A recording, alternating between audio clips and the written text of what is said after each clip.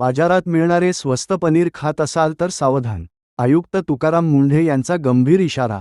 तुम्ही बाजारातून 200 ते 250 रुपये किलो दराने पनीर खरेदी करत असाल तर सावधान. कारण हे पनीर तुमच्या आणि तुमच्या कुटुंबाच्या आरोग्यासाठी अत्यंत घातक ठरू शकते. पनीरच्या नावाखाली ग्राहकांच्या आरोग्याशी मोठा खेळ सुरू असल्याचा गंभीर इशारा अन्न व औषध प्रशासन FDA विभागाचे आयुक्त तुकाराम मुंढे यांनी दिला आहे. असा उघडकेला गणिताचा खेळ. आयुक्त तुकाराम मुंढे यांनी पनीर उत्पादनाचा थेट हिशोब मांडत ग्राहकांचे डोळे उघडले आहेत. त्यांच्या मते 1 किलो पनीरसाठी खर्च साधारणपणे 5 ते 6 लिटर दूध लागते.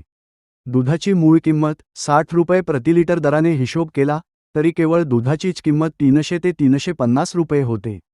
एकूण खर्च यामध्ये प्रक्रिया, पॅकेजिंग, ब्रँडिंग, वाहतूक आणि इतर खर्च जोडल्यास चांगल्या पनीरची किंमत 400 रुपयांपेक्षा कमी असणे अजिबात शक्य नाही. जर मूळ खर्चच 400 रुपयांच्या पुढे जात असेल तर बाजारात 200 ते 250 रुपयांत पनीर कसे मिळू शकते? एवढ्या कमी पैशात मिळणारे पनीर सुरक्षित असूच शकत नाही. त्यामध्ये निश्चितच मोठ्या प्रमाणावर भेसळ असण्याची शक्यता आहे.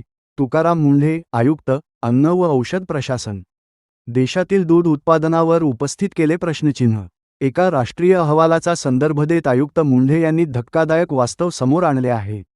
देशात जितक्या प्रमाणात मूळ दुधाचे उत्पादन होत नाही त्यापेक्षा कितीतरी अधिक प्रमाणात दुधाची विक्री होताना दिसत आहे. अशा परिस्थितीत बाजारात एवढ्या मोठ्या प्रमाणावर उपलब्ध असणारे पनीर नेमके कुठून येते? हा प्रश्न आता प्रत्येक ग्राहकाने स्वतःला विचारण्याची गरज असल्याचे त्यांनी स्पष्ट केले. स्वस्त पनीरच्या मोहात होऊन आपल्या आरोग्याशी तडजोड करू नका, असे आवाहन प्रशासनातर्फे करण्यात आले आहे. सम्यक महाराष्ट्र न्यूजसाठी मी प्रमोद चिनके. अशाच नवनवीन, खऱ्या आणि महत्त्वपूर्ण बातम्यांसाठी आमच्या चॅनेलला नक्की लाईक आणि सबस्क्राईब करा. धन्यवाद.